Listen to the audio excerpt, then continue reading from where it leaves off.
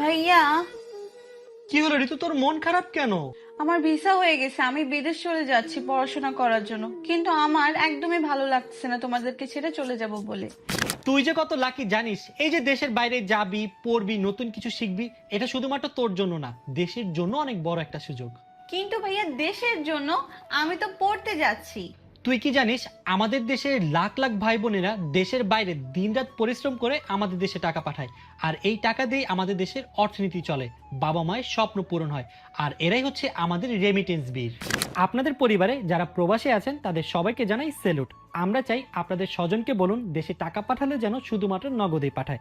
আর যারা অলরেডি নগদে remittance receive করছেন তারা তো করবেনই, কারণ নগদে ক্যাশ আউট চার্জ অনেক কম, সাথে সরকারি বোনাস তো থাকছেই। সো ভিউয়ার্স, যাদের আত্মীয় স্বজন বিদেশ থেকে নগদের মাধ্যমে টাকা পাঠান তারা এই ভিডিওর কমেন্ট সেকশনে কমেন্ট করে জানান। আর ইনবক্সে আপনাদের নাম, জেলা, মোবাইল নাম্বার